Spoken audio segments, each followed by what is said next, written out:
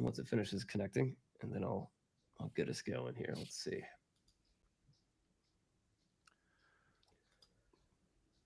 And that's pretty awesome. Simple plug to Riverside, even though they have nothing to do with what we're doing today, other than the fact that we're Yeah, using them. But Glenn, you were able to ramp up in a man, in matter like of 30 minutes. seconds. That's incredible. That's amazing. That's awesome. Let's see. All right, we're almost there. Looks like LinkedIn's still establishing connection. We're at 3/4 of the way there. I do have a topo ready to go. Hmm. We should have You do have a topo? Oh, nice. Oh yeah, I got a topo. Yeah, we should need Okay. we need a jingle like it's topo time, and then you hear. I'm actually serious. Okay. I'm sure they can. Yeah, let's work on that. We've got some sound people Yeah, who can pull in that the house off? that can help us. All right. So it's my first LinkedIn live stream, so bear with me, guys. Let me get this link out. So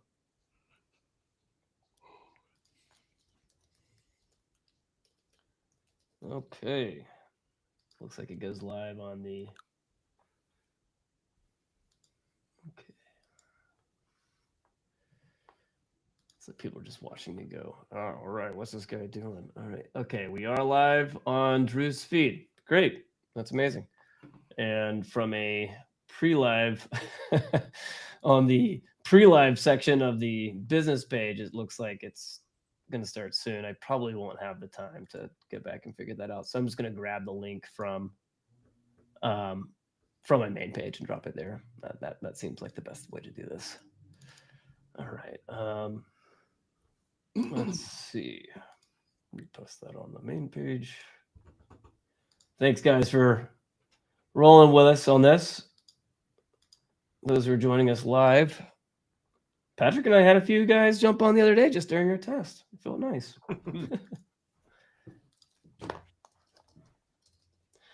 All right. All right, drop that on there. We'll have a much more better produced version of this next time. Okay, jump. Dope. Great. Patrick? Glenn? Drew? Hello. Your mics work? Think so. We're live. Congratulations. You made it. Thanks, guys. Let me jump into it. Welcome everybody to the podcast here. And then get to you guys, the fun part. So here we go. Welcome everybody to the Moonshine Storytellers podcast, where we sit down with working creative professionals and talk about craft and technique of professional storytelling in the evolving landscape of traditional entertainment as it converges with the creator economy.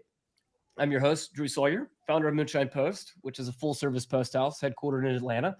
And we're working every day on feature film, series, and advertising projects across edit, color, sound, any given day. And today we're going to dive into an indie feature film that we were honored to collaborate on, signing Tony Raymond. And we have director Glen Owen and editor Patrick Perry. This was a multi-million-dollar independent film, years in the making, and first time collaboration between these two. And we're going to talk about what it takes to carry a story across decades from an idea to a theatrical release. Spoiler: this film gets delusional persistence. That's part of it. We'd love to talk about the trust that's built in the cutting room, especially between you guys, directors and editors, and the collaborative process that makes feature film, and the tug of war between creative and even market realities of filmmaking. And maybe what this film reveals about the future of indie filmmaking. And since we're recording live, I'd love to give a quick shout out to all you guys who are joining us and tuning in. We're glad you're here. Please throw any questions or comments down for us down in the comment section below. And one last thing before we get going, big thanks to our partners today at Adobe for supporting this conversation. We've curated several podcasts in a mini series format they're coming out that will be Adobe centric by nature of the tools that we use in these productions, and using Adobe at its utmost capabilities for professional filmmaking in both films, series, and advertising work that we do at Moonshine. Moonshine's been leading the charge in pioneering Adobe workflows across studios and streaming entertainment, especially since the advent of Adobe Productions back in 2019. So it's one of those can't live without tools here at Moonshine, and truly one of our biggest assets in our disruptive growth in the entertainment movie and series industry. And this movie is no exception because it features a beginning to end workflow using Adobe products, so which is something we'll dive into later. So please stick around. All right, I've said a lot up front. Now it's time to get these boys talking. I appreciate it, and we're going to dive in. Glen, I'm so glad to have you here, man. It's been a long time, and I want to basically for those of us that are just meeting you, I'd love to give a quick snapshot of your journey as a filmmaker that led up to the making of this film, signing Tony Raymond. Excellent, excellent. Thank you. Thanks for having me. Thanks for the introduction. I apologize for that 1930s phone in the background. It's awesome. I don't even know if we had. I didn't know we still had a home number. No, thank you. My background has primarily been in television commercials and branded content. So I got my start early in my career at Turner at TNT, writing and producing movie promos. Before that, I was cutting my teeth directing lower budget cable commercials. I would direct anything somebody put in front of me. It didn't matter. So a car dealer, in the suburbs, or a jewelry store, whatever. So I did a lot of those. They're a little embarrassing to look back on, but I learned a lot, and then started freelancing at Turner. Eventually worked my way up to a creative director, associate creative director role at TNT. I was writing and directing NFL and NBA promos for TNT, like NBA playoff promos. I coined the phrase "win or go home" for the NBA playoffs back in the day. So while I was doing that, I was blessed to get to do a lot of nicely budgeted film shoots for those promos, and really cut my teeth in filmmaking with learning through doing a lot of those film promos. And then I began transitioning into doing TV commercials for ad agencies, and have continued to do that over the last 20 plus years, while still continuing to do a lot of work for TV networks like TNT or ESPN or Disney Channel or 10 or 15 others, where I've done a lot of branded content as well as promo work.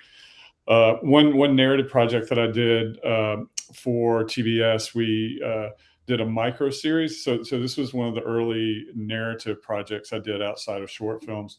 We did a 40 episode micro series for TBS called My Nanny, which was the story about a male nanny who moves in, or who begins taking care of a lady's son. She's widowed. They strike a romance over time.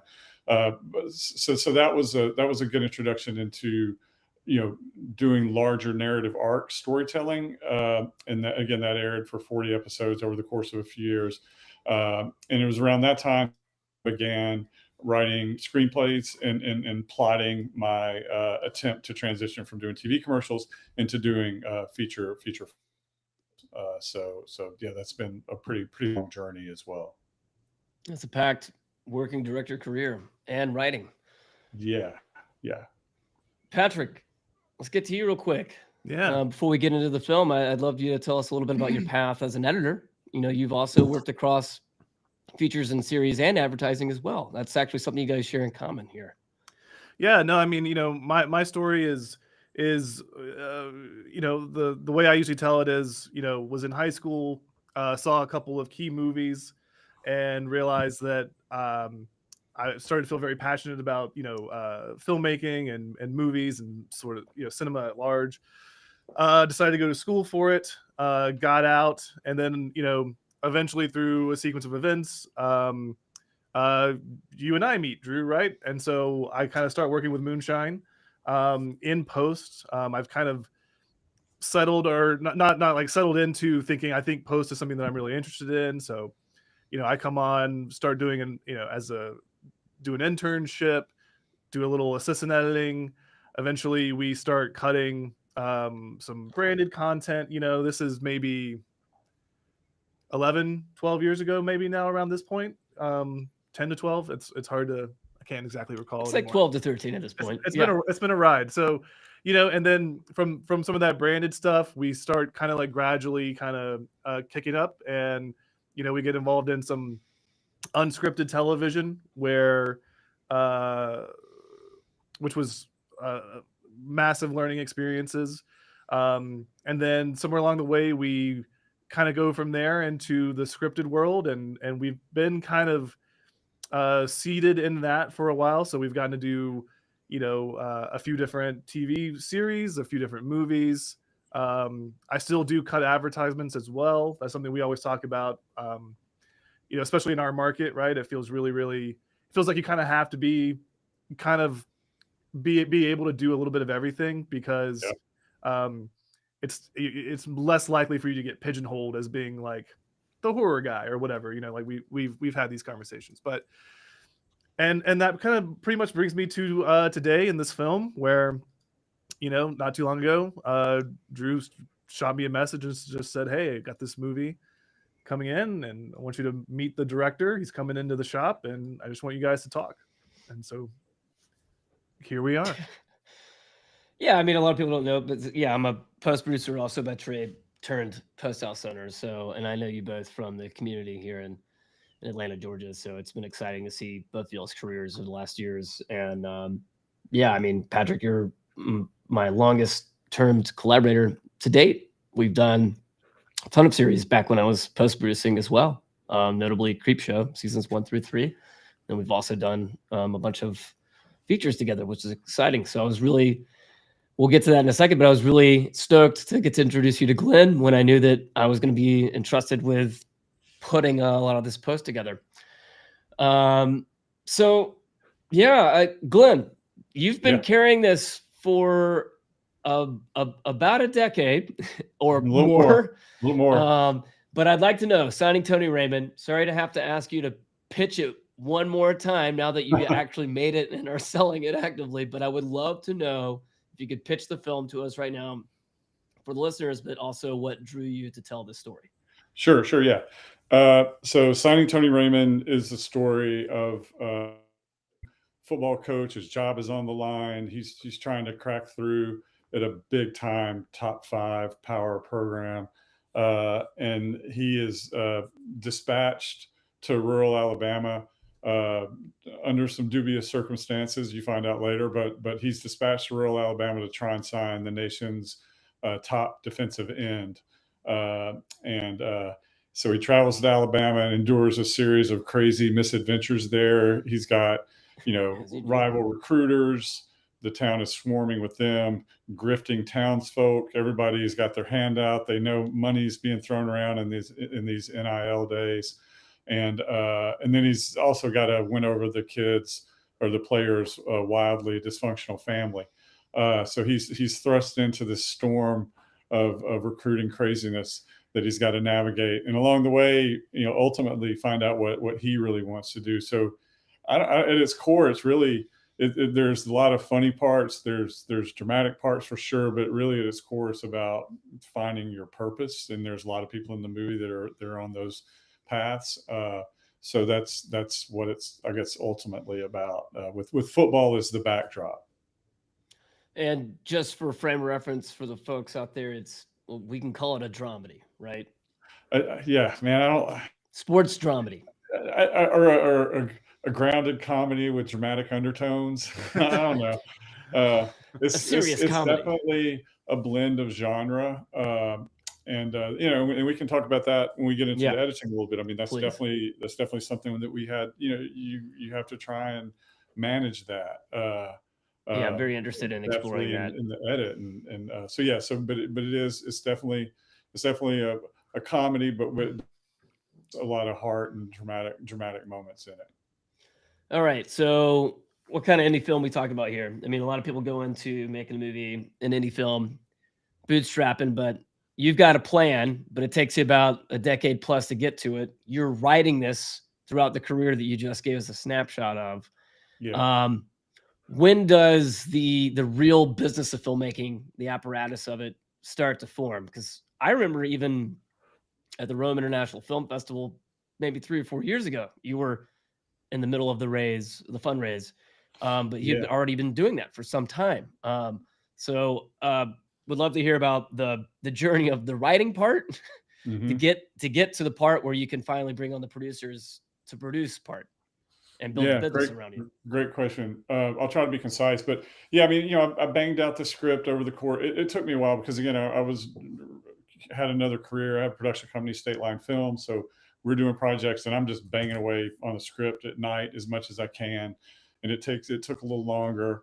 And I'd do a draft and another draft, get feedback. I always would try to get objective, impartial feedback, and just keep getting it stronger and stronger. And the script got pretty tight, and the subject matter was interesting to a lot of people. And I sent it to a couple of pretty big producers in LA that attached, and they were trying to get it off the ground. It stalled. I sent it to a pretty big studio. It got good coverage there. Like it was going to happen. They weren't going to let me direct. That's a whole nother story because it was going to turn into a $20 million film. And they're like, well, no, buddy, you're not doing that for your first movie. We're going to hire somebody that's done 3 of them. And I hadn't done any. So I had to live with that. And I'm like, okay, fine. We'll just, let me just get this made. Because at that point I was probably 6 or 7 years in, and I really just wanted to see it get off the ground. That ultimately stalled out. And then, I'm looking up and I'm like, years have gone by when I think it's going to happen. It hasn't. And I just decided to try and take matters into my own hands and raise the money on my own here in Georgia. And so, and when I say on my own, I mean, I knew I would need help and need producer help with that because I didn't really know a lot about that side of things. So I don't know, 5 years ago now, probably 4 or 5 years ago, we embarked on meeting with potential investors, and Champ Bailey, NFL Hall of Famer, came on as our exec producer, and he was very helpful in meeting with people and spreading the word about the project. And slowly but surely, we would have investors come in. We had a dentist, an awesome guy in Rome, who was our first person in, and then your hometown, Rome, Georgia, go Rome. And surely others in our circle came in with a little bit of money, and we had raised, a little over $500,000, and we were trying to get a little more. And at that point, another producer team who had raised some money and had a fund going read the script and really liked it and decided they wanted it to be their first feature that they produced and invested in. And so we joined forces with them, and then the strike happened, the actor strike happened. So we had to wait, 8 months and let that end. And then finally at the end of 23 into early 24, we began principal photography. But we probably had a year and a half of meetings, and we met with 300 people. That's an exaggeration, probably 200 people over the course of that time, and most say no, but then slowly but surely, with persistence and their belief in the project, people started to agree to put their money behind it. And we didn't have anything but a dream, basically. I mean, we didn't have any cast attached. We didn't have distribution lined up. We were really selling people on our approach to it and the subject matter. This story really hadn't been told before, and NIL is such in the zeitgeist of sports reporting these days. So I think the timing was really right for the movie. And I don't know. And I'll close with this. That's really what kept me going all these years, because I would get discouraged and think it's never going to happen. Then the other part of me just told myself that when the time is right, it'll happen. You just have to just be persistent. Every no gets you closer to that yes, and you just keep trudging along. Well, let's go back there real quick. Obviously, you're drawn to sports narrative, and I mean it's the mainstay of your career. There's a point where it becomes subject that you're passionate about to, oh, this is also our built-in audience, and this is part of our marketing. This is actually part of our business plan. And is there a moment there where that kind of turns? Is that when Champ comes on, or I'd like to know about that process where you're actually, now we got a business plan, this is how we're going to get this film made? Yeah, good question. I'd always kind of thought there was a big audience. I mean, I played sports in college. I came up in sports promotion. I felt like there's always, and I know the numbers behind just people that geek out on college football recruiting is like 90 million visitors a month to college football recruiting websites. And I'm not even that into it. I don't even do that. So there's a huge audience there, but then the bigger college football audience, I thought that they would be drawn to this story possibly. So I always felt like that audience was there, and that I could be a part of helping market to it, just because I'd done that in my career anyway. So that was always a very strong selling point that we took to the potential investors. And Champ is a very business savvy guy, really sharp dude, and he got that right away, I think too, and I think that's what attracted him to it as well. It seems like it really also created a momentum, because I remember Yeah. speaking to you in Rome, 4 years ago, and I was thinking like, oh, okay, now we're gonna get this thing made. Obviously, precursor to the strike, which shanghaied a lot of us, but that's when I knew it felt like a real thing. So I was excited. Well, hey, this is the first time collaboration between you two, and I would love to talk and explore a little bit about the director-editor relationship as that grew. Pardon me. So, Glenn, I had the privilege of being entrusted with helping build out this team, and I also want to shout out to producers John and Christy, who were also a part of the formation here, that also knew who I was in the post-producing space. And so it was kind of a nice nod to know that you, John, and Christy all had my back. And so I was really excited, like I said, to introduce you to Patrick. But preceding this, this first conversation with Patrick, since you actually haven't collaborated with him on a feature before, this is also not your first feature. You had I want to point that out there. So I want to know what the expectations are as you as a director, and what you're looking for in that initial, basically interview process with meeting Patrick.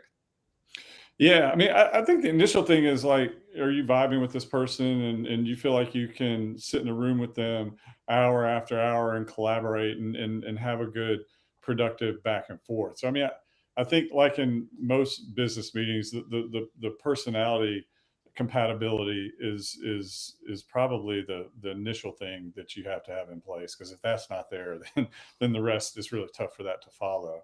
It can, but it's tough. And then I just was familiar with Patrick's background. You told me a lot about him, so I was comfortable in terms of his editing chops. So that I felt very comfortable with. And once we talked about the movie a little bit and just about the his vibing with the story and approach to it, I felt very, very comfortable that it would be a successful collaboration. Yeah, it was very much you bring your tribe, I'll bring my tribe. We'll go make the movie, which I appreciated. But I know that you guys hit it off. Patrick, I know that you have an interview process too, especially when meeting a director the first time that you've worked, and this is going to be y'all's first time, collaborating. So, what are your metrics of success for, figuring out how to work well together? What is your prep? Yeah, I mean, like Glenn was saying, I think that first initial meeting kind of really does go a long way, because it's a two-way street, right? Like he has to like me, but it's also really good that I like him, right? And feeling like we're speaking the same language. So, we just sat down and I asked him. I was like, okay, so what's the movie about? He told me. We talked a little bit about college football. I mean, I am not like a massive like sports guy or anything like that, but I did grow up in Georgia. I've been surrounded by that world, with some very fervent admirers my entire life. And so it was something that I felt familiar with that aspect of it. And I mean, I grew up right outside of Athens, where UGA is. So I mean, it's just something that has been in my DNA for a long time. So I felt like I could speak the language, you know what I mean? And like I felt like I just was familiar with that.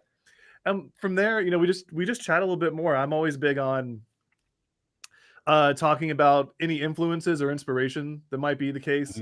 And so there's just really quickly, I mean, Glenn was like, yeah, I mean, there's an aspect that's a little bit Raising Arizona. There's an aspect that's a little bit Friday Night Lights. There's an aspect that's a little bit this, which is good for me just to go and refamiliarize myself with sort of tonally, even if it's not going to be that so explicitly. It's good for me to kind of just be in that world a little bit, and just even things like music and just approach to comedy and jokes and all that kind of thing is helpful. And from there, I feel like once we decide, yeah, I can be in a room for 10 hours with you for a bunch of days, and we're speaking the same language. I mean, I think from there, it's like you just, Glenn goes off and directs the movie and checks in with me a little bit. And then I'm getting footage. I have my assistant. Michael Cheeves was my assistant editor on this movie, and we were really close. And then from there, it all comes down to just turning in that editor's cut, right? Like, Yeah. and Glenn does something that I like, which is, I mean, and some directors are very, very like they want to be there for every cut, and I think that's great, but then there are other directors that, they're off shooting and they want to, they want things to be getting put together. And so I like being able to have that time to just get a full cut of the movie down. I told Glenn, I was like, look, I'm going to go ahead and we're going to sound design it. We're going to clean up the dialogue. We're going to have a full cut to script. We're going to temp score it just to get ahead of any of those, because you never know. Sometimes a piece of music might spur some other series of ideas, or might enhance a joke. And so any of that stuff you can get ahead of, and to share with other members of post is always good. And so that's what we did. And I mean, I know the question was about like, what's the metric for success in terms of, the interview, but I mean, it's walking away, I think, being empowered to just kind of put your best foot forward and have the trust to know that, we're going to go in and we're going to tweak it and we're going to crack things open, and we're just going to keep making it the best it can be. So it was just a really good, it was just a good feeling walking away from it. Like I wasn't nervous to start the movie.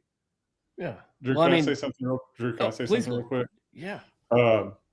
Yeah. And I mean, for me, just in terms of process, I'll get into this more later probably, but I always like to let the editor take a stab at it without me being in their ear. And just having, again, it comes down to like letting an objective person that you trust give you notes on your script. It's the same kind of thing with the edit. Let them have it, and they're not tied to anything. They're seeing it with clear eyes, and to me, that's important. Just letting them have a crack at it, because a lot of times I'm pleasantly surprised. They're going to cut something in a way that I didn't see, and maybe that wouldn't have happened if I was hovering over them, just really nitpicking every cut early in the process. I think you got to let it breathe a little bit and let their thing. That's why they're there, as opposed to being super prescriptive throughout the entire process. As we get into it later, obviously, then we really needle down on fine details. But early on, I mean, I love just having him cut stuff and send it to me, or check in. Yeah, the scene's cutting great. You're good. Don't worry about it. We got everything we need. That was a big relief off of my back during the shooting process, because sometimes you hold on to a scene that you shot 2 days ago and you're like, damn it, did I get that? Did I get that coverage right? And it can kind of weigh you down and distract you. So knowing you got a green light and everything turned out well, that was nice as well, with them cutting while we were shooting. Yeah, I mean, in my role is sort of a little bit of a matchmaker role and trying to get you guys together, but I'm trying to just get you guys in a position to where Patrick can do the thing that he's saying. Is sounds like you're just trying to establish trust extremely early, Patrick. And then, but thankfully both of you and all of us here, this is not our first rodeo, and we actually trust the process of collaboration. So that's what I'm hearing a lot from Glenn right now, is basically saying, I know I can get a lot out of the editorial process if I let them do their job. Thanks, Glenn. Right. Appreciate that. But exactly. But that's a reasonable expectation, even though I mean, it's not your first directorial rodeo there, but it is your writer director baby. Yeah. And that's a lot to bestow on us, and we appreciate that. And Patrick, yeah, I mean, getting in there and winning that trust early, obviously. I mean, did you guys establish any kind of check-in protocol during production? Because I know you mentioned like, hey, this is cutting well, or maybe I'm worried about this scene. Is there any kind of conversation that you guys got to enjoy by being involved early in prep and then carrying that into production? I don't remember a protocol necessarily. I just remember I would check in, or you might check in. I would hear it from you or from one of the producers. Everything's looking good. So it wasn't anything overly structured, but there was definitely communication flow while we were shooting. Is my recollection of it. Yeah, no, I think it's totally that. I mean, we can, it's one of those things where, um, Glenn knew that if he called me, I would answer the phone. You know what I Mhm. mean? So like, I'm in there, working my hours. He's off, but we would just we would get the occasional phone call. And again, I'd call Michael, my assistant, in, and the three of us would just come in and have a quick chat, about what we're working on, what was shot. Glenn would let us know what they're about to be doing. And I don't think there were too many moments where it was like are you sure we got it? Are you sure we got it? Like it Mm-mm. was just kind of I think Glenn was just looking for a vibe of like whether we thought the scenes we were getting were working. Mhm. And we did think they were. So I think it was totally just that.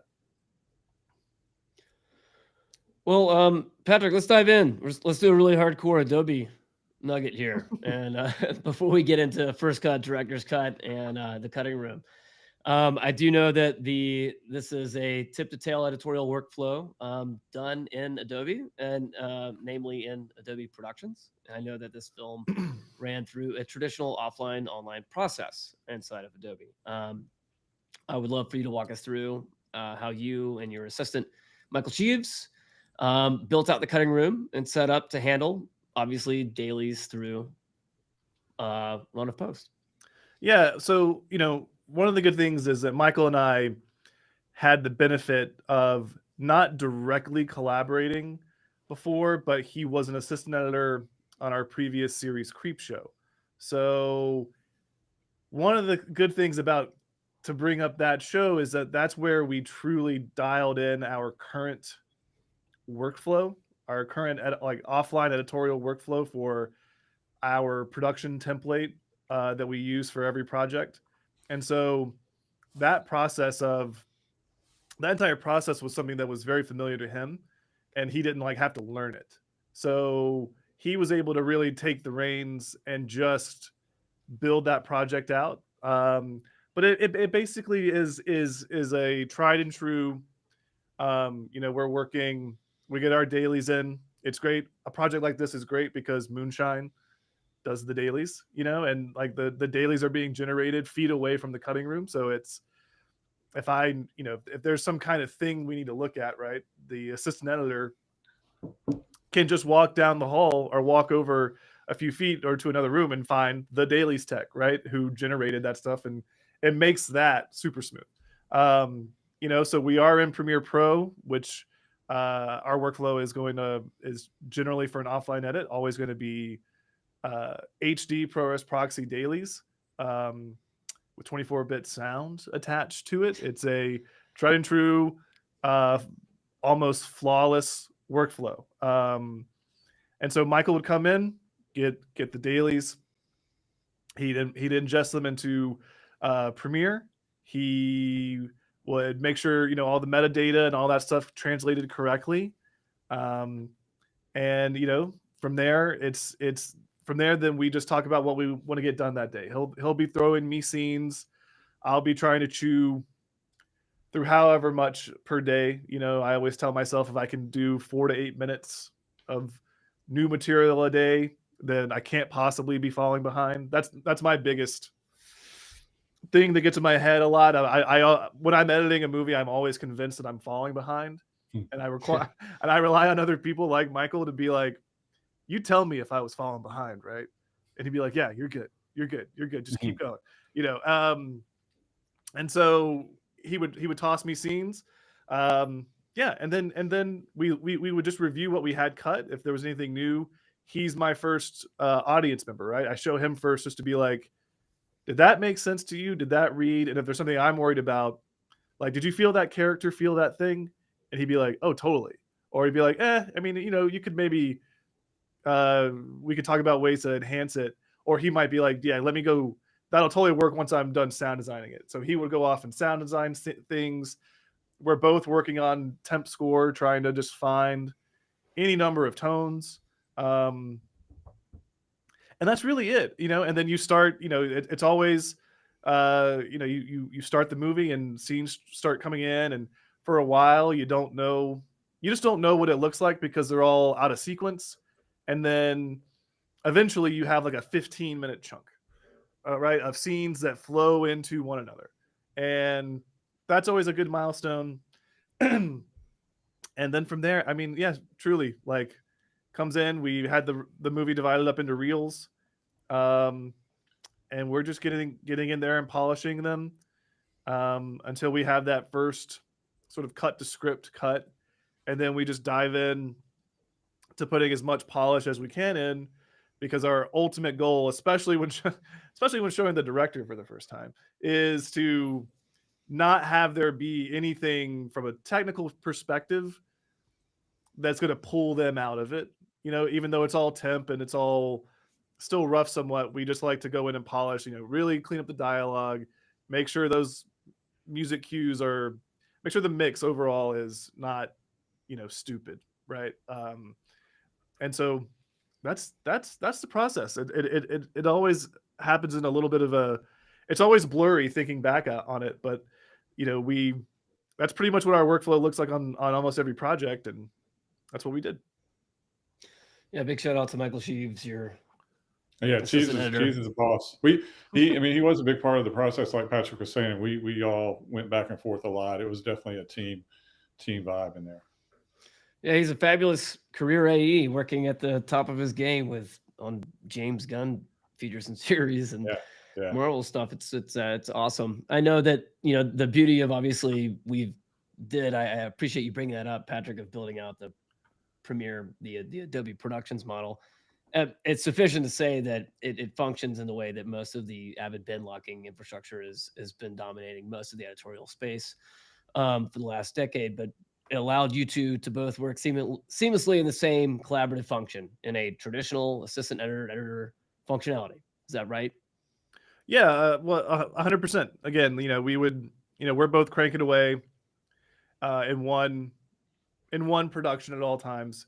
We both have our own projects that we're working in, and we both have our own sound effects projects and our own music projects, and it's just a great way to keep track of everything. And I mean, you know, at this point, it's obvious, you know, it's designed for long form editorial, obviously, but I mean, at this point, it's one of those things where I just use a production.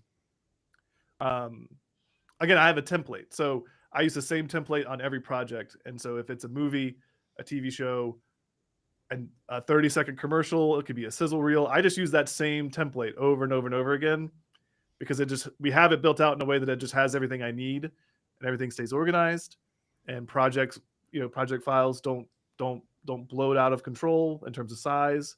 And yeah, we've been doing that for several years now, and there are no editors over here that seem to be trying to get away from it.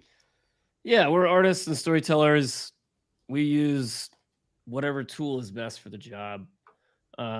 We've really enjoyed, again, that productions functionality has been kind of the linchpin since 2019 to make it more accessible in our feature and series workflows. But you know, a lot of people see Premiere often as synonymous with creator economy tool, but we've been using it on AMC, Netflix originals, you know, features, this theatrical feature that Glen's getting done right now. I appreciate that deep dive there. We should probably do a Adobe Productions separate podcast sometime, Patrick. And yeah, right, and you were, and one of the things is too, I do have did record a video the other day that we'll put out where we actually crack open the production and see the timeline, just so people, for anyone that's interested, can get an idea of what you know, just when the day you lock a movie, kind of what that sequence looks like before it gets cleaned up for turnovers. So maybe awesome. Maybe that'll be informative or interesting for anyone who's interested in that. Absolutely. Well, hey, let's dive into first cut. So this is a delicate dance here, getting from assembly to director's cut, and laying down your editor's cut before he sees it, Patrick. I'm going to start with you, Patrick. I really want to know how you approach building the assembly and completing your editor's cut, knowing it's going to be the director's first experience of their film in post. And I know that you've auditioned it in front of Cheese, which is actually a really cool mention there. But would love to know how you approach building that editor's cut? Yeah, I mean, I talked a little bit about just our workflow and that kind of thing, but and a sort of metric I have for myself in terms of, as footage is coming in, how much I should probably be getting through a day. But really it just comes down to, does this scene do what it needs to do? Yes or no? And so I'll do that. And I have various different ways of, once I have the scene kind of cut together, different things I'll try, whether it's showing it to someone else like Michael, or my sort of favorite thing to do, especially with anything where there's a lot of emotion involved, is to watch it without sound. Right? Is to just go through at the end of my day and just turn off all sound and just see if I can understand what is happening visually from the actors' faces. Right? Because that, I still generally believe at the end of the day, that's my most important role. Like, yes, I am cutting things together, but it is my job to get the best performance in the timeline for Glenn to see up front. And we know we're going to change takes later, but that's something that I always feel very, very, I just take very seriously, because acting is very, very hard. And, and you sometimes will have so many little moments that come together to create that performance across many takes. So we spend a lot of time doing that. Yeah. And again, from there, just, you start getting more and more, you start being able to watch longer stretches of it. I mean, that's just so much of it, is you just have to watch it. And especially in that first time, I'm the first audience member, so I have to like it. I have to be able to justify what I'm doing. And if I can get to the point where I'm like, I think that scene works, I think that's all right, I think that's pretty good, and move on, then I think that's what that initial chunk of time is. Again, knowing that things are gonna change, but I like to just put my best foot forward. I don't like to do alts. I don't like to have different approaches to scenes like banked away. Like, I am prepared to walk in with a filmmaker and say, here you go. I mean, like, this is what I have. The term editor's cut is really misleading, right? Because it makes it sound like the editor thinks that's like the definitive version of the movie, which of course it isn't. That's what you were able to achieve in the schedule and the allotted time. But yeah, I just really harp on, I have to like it. I have to think that it's something that's working. And I mean, there's a great example of a scene. Sometimes when you're editing, you have a weird day, and you have I'm sure it's the same thing directing, right? Where, like, sometimes you start off, and the first few setups, you're like, I don't know, we just haven't like caught it yet. We haven't caught the fire. And there was one scene in particular where, I remember working on it, and then it was pretty heartbreaking, around noon, maybe 12:30. I was getting close to lunch, and I was like, everything I've done this morning, it doesn't work. It's not working. And I remember just being like, it was sad, but I remember hitting Command A in the sequence and hitting delete. And I made myself start it over, because I just was like, I'm just not gonna quit this. I'm just gonna start over. This isn't working. You got to find another way in. And now when I look at it, I always remember that. And it makes me smile, because it is a funny scene. It's a comedic scene. And so, one of the things about comedy is there's so any opportunity you have to make a joke, you take it. So that's one of my little a little BTS moment. That was tough, just starting over, but it happens. It's good in the long run. I want to come back to that scene. Well, okay, so I know that we're working within you're keeping lockstep with dailies as production's going. Glenn's out there doing the damn thing, actually getting it in the can. And you're cutting through your dailies, working through your scene work. You've got to get X amount of footage down, as you said, on your daily quotas. That's kind of how you're dealing, because you have your allotted time to do your assembly, plus your allotted time to do your editor's cut before Glenn is ultimately going to show up for his DGA director's cut. So I know what I'm picking up here is obviously a large part of it is cutting to script, the movie we all drew out to shoot. But then what I'm also hearing is I have to like it too. That's my taste, and that's what you're putting in. Yeah, and just and you do bring up a good point there too about the cut to script. I mean, I do, you know, anytime we always know we're gonna probably lose scenes. Anytime you turn a cut in, but that's also a big thing too. Is I do think it's really, really important that I am at least attempting to get down everything that was in the script. Everything that's written needs to be seen so the director can start to make a decision about what we want to keep. Now, I'll always have a document, maybe just waiting of like, hey, if we need to lose, you know, if we decide we need to lose some time later on, this is maybe where I think we could start and look at. But that's also very, very, I think, necessary is to, I mean, I could go in and be like, yeah, I don't think we need this scene, but I just don't think that would be very appreciated in the first cut, you know? So, yeah. Well, I'm going to get to Glenn, I promise. But Patrick, what is the level of standard of presentation for this director's cut? Because I've heard you say before, like, you know, this is the first time they're seeing it, and they don't know you're a hack or not until they see it, and then trust is formed. Right. But you know, they don't really trust you until they see the thing that you put, the first cut. And so, and Glenn, you maybe have another thought on that, but what is the level of presentation we're trying to get down, whether you're always aiming to get down for the direct to present as your editor's cut? Yeah, no, I mean, it's, I'll just go back to you know, I have to like it. I need to feel like I can justify every decision that was made. Like, you know, I definitely don't want there to be a moment where Glenn sees it and it's like, I don't think I understand why it's cut like that. You know what I mean? Like it has to make sense.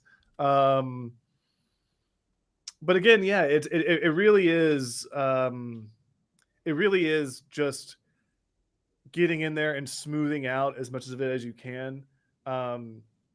Anyone who works in post understands that sound is just as important, if not more important in some ways than picture. Anytime you can get a temp via visual effect going, you know, making sure that you're hitting music beats.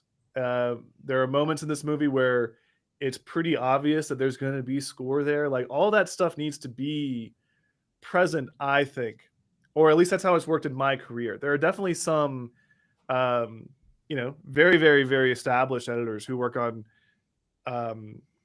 you know, extremely high budgeted movies, right? And they'll talk about how, yeah, like, we're just focusing on picture only. If we can't present something the best that it can be, then we don't want to waste time on it. And that's also valid. But in my career to date, like it's always been, I think it's appreciated to kind of have things built out and polished to some degree. Like you just got to be taken, you have to get some of that score in. You have to put ambiance in.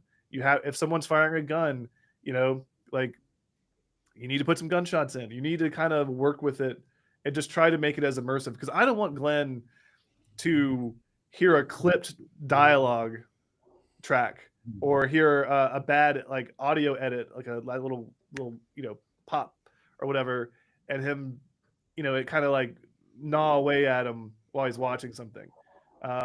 So there is a standard there that we have to hit that I take very seriously. And once we're there, I mean, yeah, you just eventually you get to the point where you say, here we go. And then you just kind of wait for them to watch it. And if you don't get fired, then I think it did what it needed to do. Proceed. Glenn, what do you for this film, how were you preparing for your director's cut, and what was the expectation before you got in the room? I don't know that I really necessarily, you know, prepared. I knew once we got in there, we would start working with things. I will say, you know, like Patrick mentioned about taking his time, pulling the best takes. You know, I don't remember ever going in and saying, "Oh my God, why'd they use that take?" I mean, the takes were really good. I just kind of let it flow over me and try not to watch it with a hypercritical eye at first. And then after that, if there's anything that jumps out at me, we address it. And then we go back through it again and then start fine tuning little moments and improving timing and those kinds of things. But I don't know. I don't, I just try to keep a clear mind and an open mind when I'm going in to watch it initially. And Patrick makes a great point. I do think it is very to have the audio in its place because it is jarring if sound drops out or between takes if that's not smoothed out, if the music is way off base. And we had there was some music early that Patrick shared with me. I'm like, nah, man, that's not the vibe. Let me send you some that are a little more what we're thinking of. And I sent him those and he plugged those in. So we alleviated a lot of that early.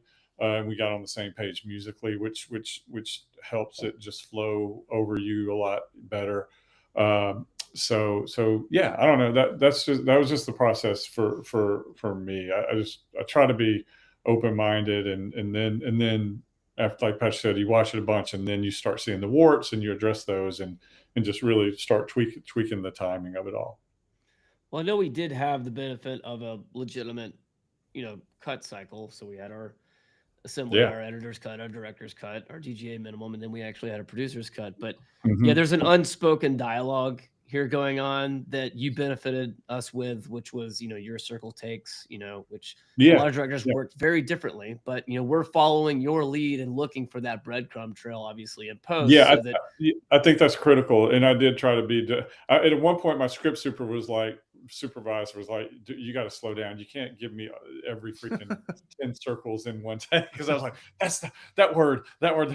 So I did start to chill out and just would highlight moments and bigger lines as opposed to like really finite details in each dialogue bit. But yeah, no, the circle takes are critical, and I appreciate the diligence in paying attention to that because a lot of thought, you're in that moment and you feel it in your gut when an actor hits something, and I got to pass that along to the editor so that they know that's exactly the moment I was looking for, and let them take the ball and carry on with it. Yeah, kudos to you. And I mean, every process of filmmaking or series is different. We work with a lot of directors throughout, especially on series, and because they're just in and out. But that was pretty crucial and also very well orchestrated, I think, between both of you, just as an outside observer on that of like, okay, hey, we actually have a pattern here that we can assuage any kind of malaligned expectations. We can hit the tone that we're going to get into here. Well, let's dive into. All right, so this film does swing between comedy and drama.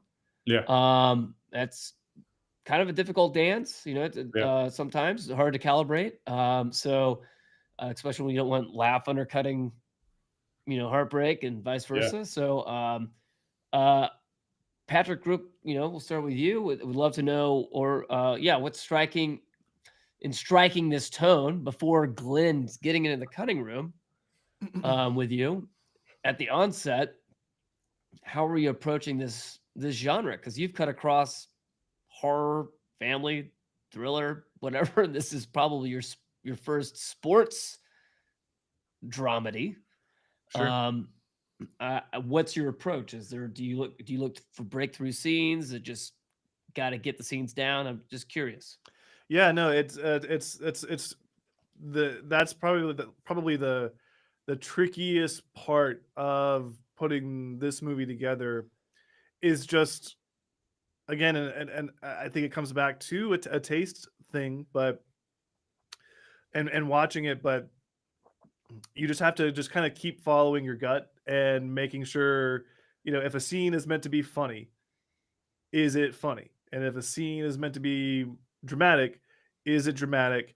And you have to feel that sort of like that like musical pace of it, right? Of, is it too much? Is it not enough? Do we need to enhance something? Like if something's meant to be funny, what's the music cue that we can really amp that up with? Which, as Glenn may remember that's when that Raising Arizona influence really kind of creeped into that the offline edit, because we tempt it with Raising Arizona score, right? You know what I mean? Things like that.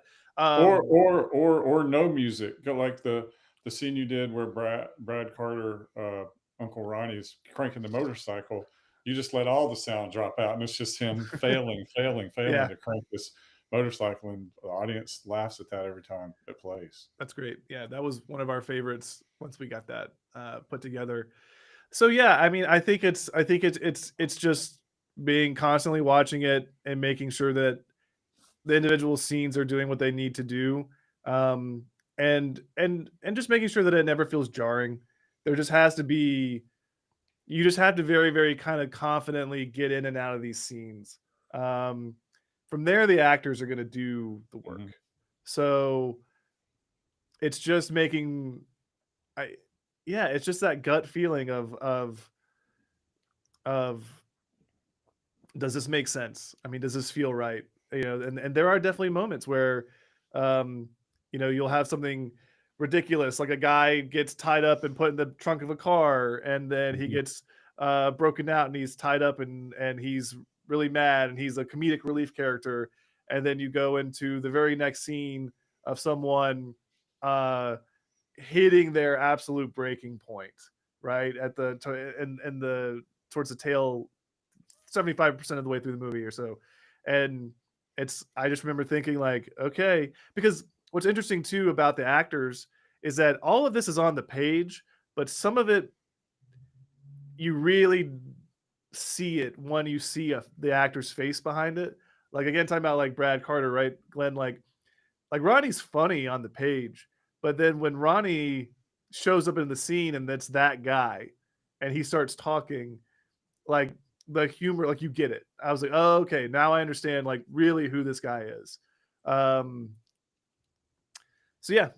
I mean, that's really where I come from on it. Is if it's supposed to be funny, are they laughing? If it's not supposed to be funny, is that emotion coming through? And does any of this ever feel jarring? Mm-hmm. Glenn, as writer director, but writing this, there's also in post we have a phrase called post writing. How are you balancing protecting your original written vision with the discoveries that you guys are having, and also maintaining this tone or a new way to build the movie in your director's cut? Yeah, I try not to be too precious about that, and like too precious about my writing art. So I don't remember a time where that necessarily came up, but I'll elaborate on the scene Patrick mentioned when we go from Uncle Ronnie being pulled out of this trunk and fighting mad, and he says some funny, crazy things, and then the very next scene we're in with the other character he mentioned, and it's her breaking point. That was, just getting into the realities of production.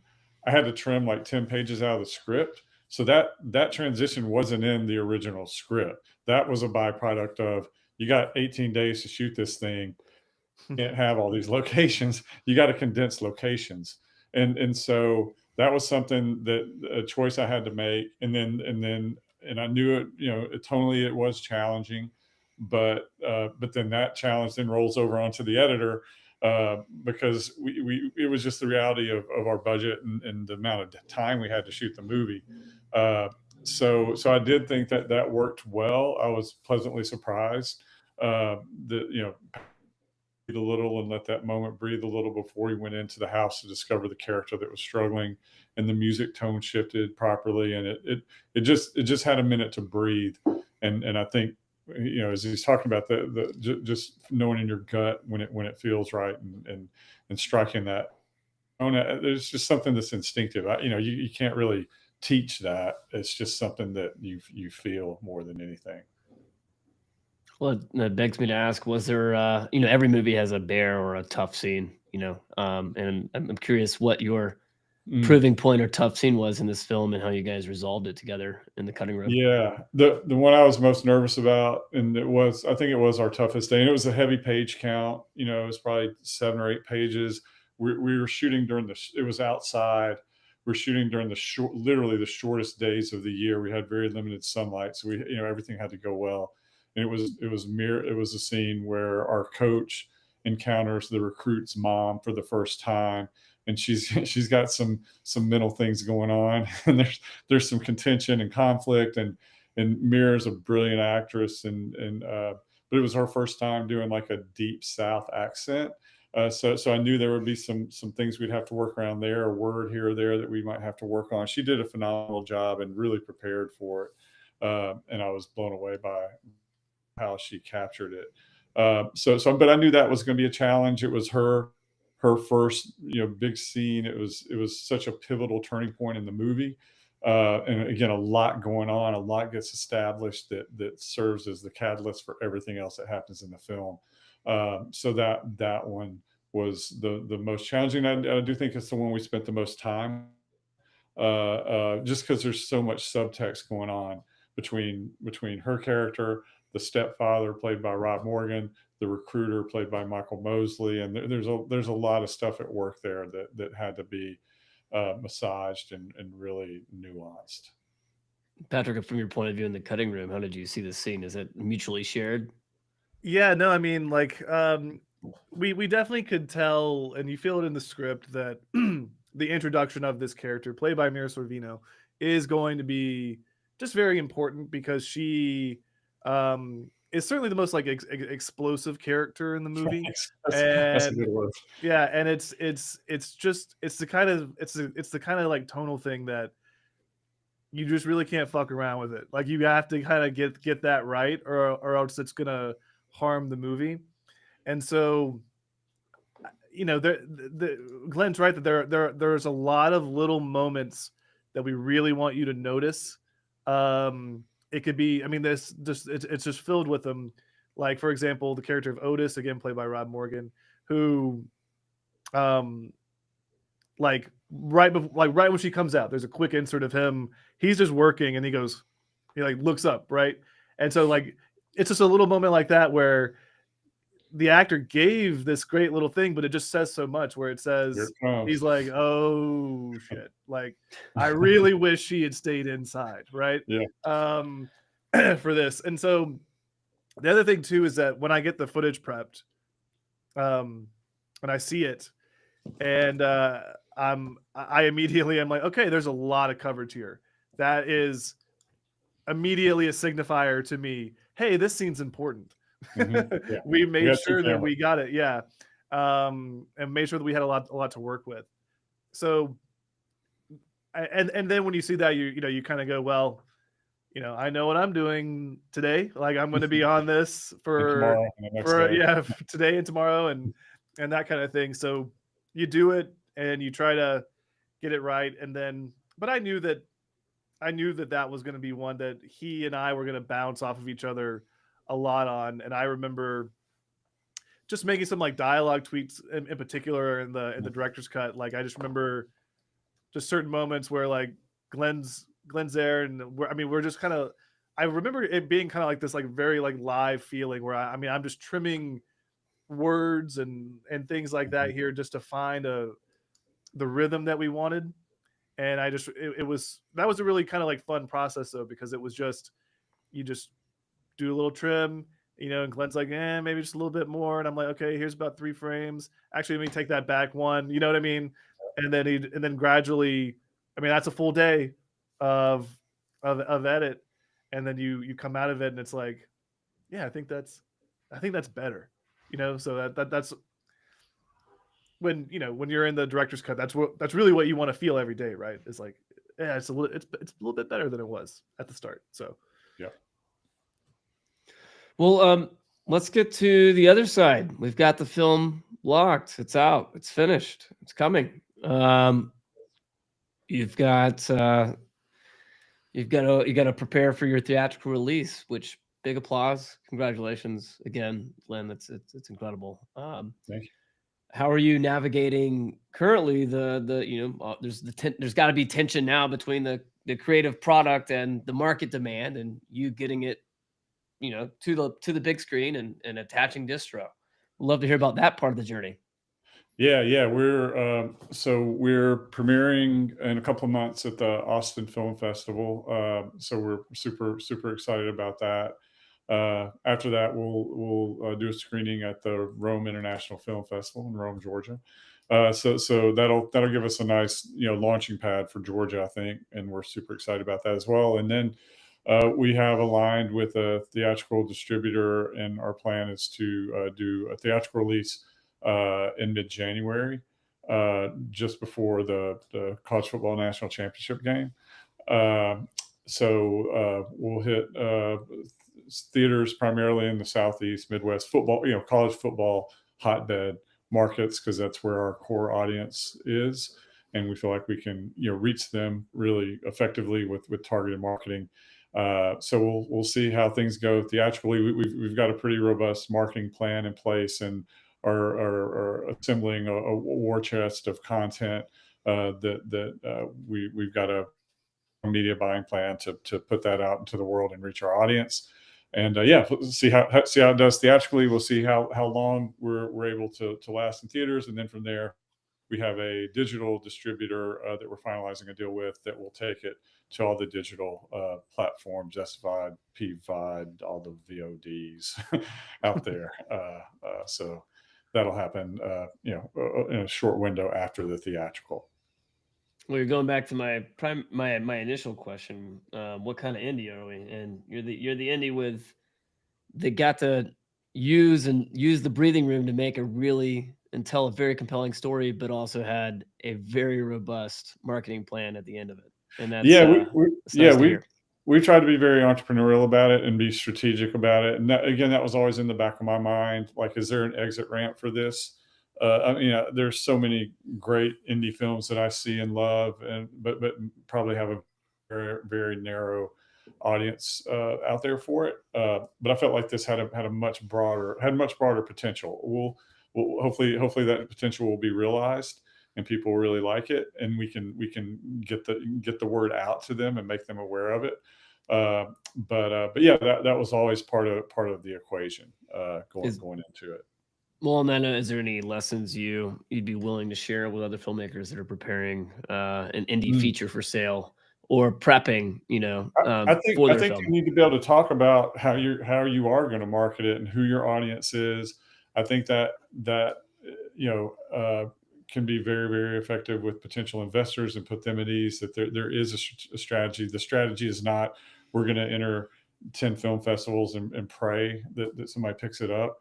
I think if you've got a plan that you can articulate, I think that's huge. I think having, in the back of your mind, knowing we're going to need to have a P&A raise at some point to get some of that money. Because I think a lot of, I hear this a lot of indies finish and they barely, because it's hard. You spend all your money to finish the film. Right. 10 cents left over to promote it, and you're only able to promote it on socials, and that's just a heavy lift. So if you can put some money aside for P&A, I think that's huge too. And having, hopefully you can hire a publicist and really hire some folks to help you with the marketing of it, and put together a robust team to spread the word about it. So what does signing Tony Raymond prove? What's still possible and what's possible? I mean, I do want to throw a big shout out. This is Georgia made. That's very unique. It's Georgia money, Georgia production. It proves persistence is omnipotent for sure, man. Because it just took a long time, and you can give up at any moment and be justified, really, because you just have to keep going, because it's hard. But yeah, thanks for mentioning the Georgia piece, because it's all Georgia investment, an all Georgia producer team, shot all in Georgia. So this is, I grew up in Cartersville, Georgia. So this is a 100% Georgia born, Georgia made movie. Full post in Georgia.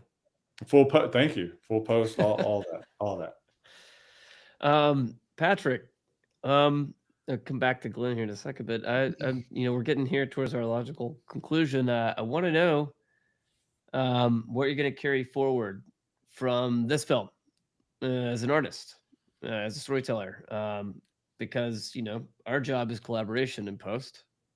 If we're doing our job, and what are you going to carry forward from this film into your next one? Yeah, I think I remember back to being in the cutting room and those days where it started off and Glenn gets here, Michael's there, we start reviewing stuff. Our post producer over at Moonshine, Travis, is going to show up and check in and say hello and make sure there's nothing scary happening. Like, we just realized we need a $50,000 VFX shot. You know what I mean? like that kind of thing. And I mean, my recollection of it is honestly that it just felt like three dudes making a movie and it was fun. There were certain moments where, like, myself, Michael and Glenn, like, we were just all riffing off of each other. And what if we do this? What if we try this? Okay, let's try that. Well, maybe then if we do this and do this, and that'll 2 + 2 will equal 4 there, and so on and so forth. And it just was a great vibe. And you always strive for that, but it was great because there was no remote work happening, so we all had that camaraderie in the room, which is something that I like. Remote editing obviously is very, very important and popular for any number of reasons, but I do like the camaraderie of being in the room with a collaborator. And so I think it's just a reminder for me that that personal relationship is something that you have to find and cultivate it and make sure that everyone is still on the same page, because if you're on that same page, I mean, you could achieve so much more. And for me, it's kind of set a standard in a lot of ways for how I want the cutting room to feel. I mean, it just was very, very comfortable. And so it was just fun. It just didn't feel like we were at work all the time. So it's a great feeling. Glenn, is there any imparting wisdom or something you're going to carry forward on this?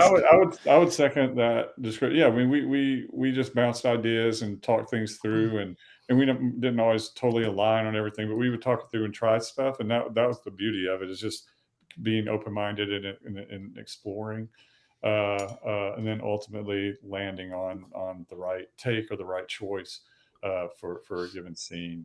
So I totally agree with that work environment. It was very, very positive vibe, and I feel like we were able to get a lot done that way. Parting wisdom, I just don't give up. It's hard. It's hard. And I've got like 6 or 7 other scripts ready to go. That I pray I can get those made. But we'll see what happens. I'm just thankful to have gotten this one off the ground, because this one was my first one, and so it definitely was the baby, and the one that was most important to me, especially to stay attached to as a director. I've got other stuff that I would be fine if someone else wanted to take it and direct it, but this one, I felt like I really needed to stay attached to it because of the quirky tonality of it. I felt like I could deliver that, having grown up here and having lived with this story for so long. My big view on the outside, as a big fan of both of you guys and the film at large, and so many of the craft workers that I got to make this movie with, is you guys took a very calculated business approach to a film, from a financing model to even a distribution model, but you didn't forego the required creative firing on all cylinders, like whole ass movie. And especially in a time when budgets are shrinking and industry feels a little shaky, you guys did it. And it's for me, and obviously for a lot of the Moonshine team, big shout out to Travis and JP, the colorist, and and the rest of the Moon crew. Like, it's one of our favorite filmmaking experiences because it did not cut the corners of storytelling, and that's because of the diligence of the path to market that you took and building that audience so that you actually have a plan. And we appreciate that, and it shows in the film too. So, yeah, thank you. It's risky though. We could decide to do theatrical and say, you know what I mean, and just go a digital path. There's some entrepreneurial risk in there, but yeah, you're right. You have it and build it and just keep plugging away and trust that you're going to get there. 3 yards at a time, to use a football metaphor. You just keep there's one plugging away and getting it up the field. So yeah, it's exciting to see what's going to happen and how it's all going to shake out. Well, we look forward to sharing some of that social and shouting it out as you get closer to AFF, as well as to your theatrical. Can't wait to see it in theaters. I'm going to take us out. You guys cool? Yeah, man, it was a lot of fun. Right. Thanks for having me. Well, that's a wrap on today's episode of Moonshine Storytellers Podcast. I want to say big thanks to you guys. Thank you, Glenn. Thank you, Patrick. That's Glen Owen, director and editor Patrick Perry. Thanks for taking us inside the journey of signing Tony Raymond. I know we could have gone, twice, 3 times as long, but you'd both probably not enjoy it, and neither would anybody else. But there's a lot of spinoff we can go from. And so this is from decades of vision to the edit bay and to the upcoming theatrical release. Proud of you guys. Also, thank you, Adobe, for supporting this conversation today and empowering us in so much of the work that we do at Moonshine. And thank you guys for tuning in live. And we will we'll continue this. If you enjoyed the conversation, please, I have to tell you, maybe subscribe. Yes, please subscribe. Share it with a friend. Keep an eye out for more episodes like this, especially in this Adobe powered mini series that we're going to keep doing. And until next time, please keep creating, keep collaborating, and we'll see you in the cutting room. Thanks, guys. See you guys. Well done.